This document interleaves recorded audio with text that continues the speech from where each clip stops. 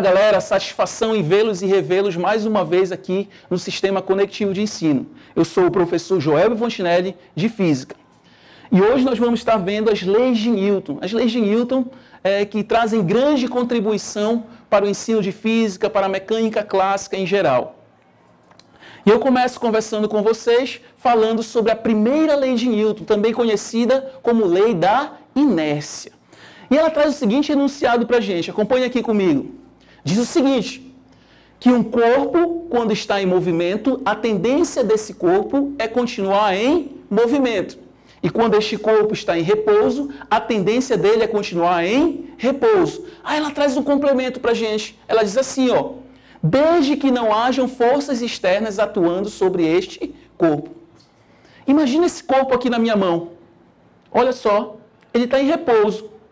A tendência desse corpo continuar em repouso é infinita, é para sempre. Sempre ele vai continuar em repouso. Desde que não haja nenhuma força externa atuando sobre ele. Ó. Agora atuou uma força externa. Beleza? E um corpo, quando está em movimento, a tendência dele é continuar em movimento. Desde que não haja nenhuma força externa também atuando sobre esse corpo. Imagina a seguinte situação. Imagina que eu tenho aqui um corredor totalmente espelhado. E aí tu já fez essa brincadeira? Colocou sabão numa calçada? Imagina que eu coloquei sabão em pó nesse espelho, nessa calçada de espelho aqui. Joguei água e sabão em pó. Saí correndo. Corri e me joguei. Tu não já fez isso numa calçada? Me joguei e continuei em movimento. Só que, claro, em algum momento eu parei. Mas o que foi que me fez parar? Foi uma força externa. A força de atrito me fez parar. Vamos supor agora que eu fiz esse mesmo procedimento, joguei sabão em pó com água nesse corredor de espelhado, só que agora não existe mais o atrito, não existe mais força externa. E quando eu me jogo, eu continuo em movimento para sempre. É por isso que alguns foguetes, quando eles são lançados fora da atmosfera da Terra, eles desligam seus motores. Por quê? Porque eles vão continuar em movimento, lá não tem o atrito, não tem a resistência do ar. E aí eles continuam em movimento para sempre. É claro que eles fazem suas manobras lá, eles mexem na sua questão eletrônica ali para fazer suas manobras, mas a tendência é ele continuar em movimento para sempre. Então não esqueça, primeira lei de Newton, lei da inércia, diz o seguinte, um corpo quando está em movimento tende a permanecer em movimento e um corpo quando está em repouso tende a permanecer em repouso, desde que não hajam forças externas atuando sobre esse corpo. Quer ver uma situação no teu dia a dia? Olha para cá então. Imagina que eu estou dirigindo aqui um ônibus, correto? De repente eu avistei um gato na minha frente. Pisei aonde? No freio. Ora, eu estava em movimento. Vamos supor que esse movimento que eu estava era um movimento de 100 km por hora. Estava na estrada, com essa velocidade. Avistei o gato, freiei. Eu vou para onde quando eu freio? Eu vou para frente e eu vou com essa mesma velocidade, porque a primeira lei de Newton diz que se um corpo está em movimento, e eu estava em movimento com a mesma velocidade do ônibus, a tendência é eu continuar em movimento. Por isso que eu sou lançado para frente. Parei, estou aqui no sinal. E eu estou com pressa, tenho um compromisso, estou atrasado. Aí o sinal ficou verde, pisei no acelerador e saí com tudo. E eu percebo que eu vou para trás, porque eu estava em repouso. A tendência era eu continuar em repouso. É isso que diz a primeira lei, beleza?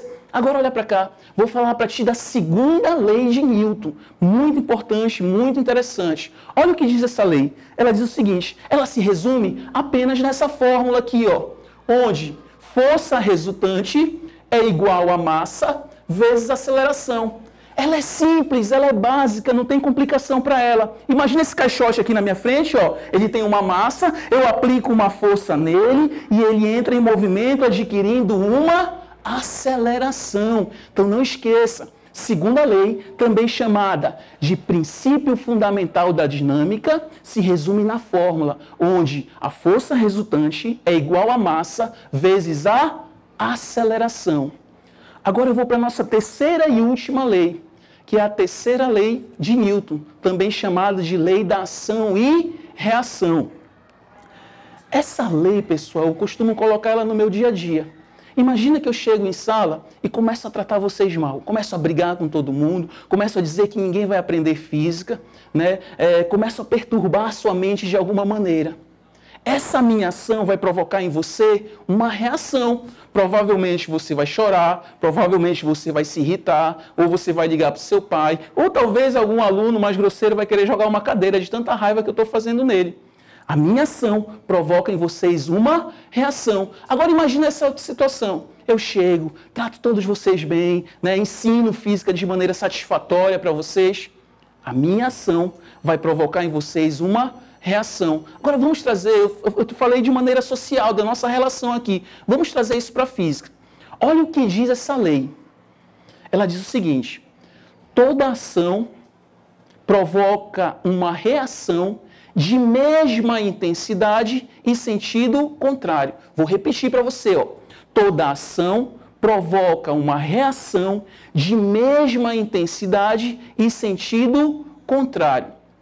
Quer ver um exemplo clássico do teu dia a dia que tu faz todos os dias no teu dia e tu nem percebe que tu estava usando a terceira lei de Newton? Olha para cá então. Imagina que tu está caminhando. Tu aplica uma força no chão para trás, é uma ação tua, e o chão reage. Como assim, professor? O chão reage? Sim, ele reage e aplica uma força nos seus pés. E você vai para onde? Para frente. Eu aplico uma força nele para trás, ele reage e me empurra para frente. Não esqueça, toda ação tem uma reação. Aí eu falei assim ainda para vocês, ó, de mesma intensidade. O que eu quero dizer com isso? Ora, se eu aplico uma força na hora de nadar com uma intensidade de 10 newton, ela reage e me aplica uma força de 10 newton. Como é que é, professor?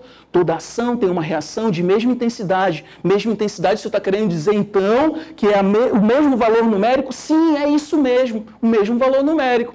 Mesma intensidade, sentido contrário. Ó. Eu aplico a força para trás, ela aplica em mim aonde? Para frente. Eu não sei se vocês lembram daquele episódio do Chaves, onde está o Chaves, está a Chiquinha e está o Kiko conversando.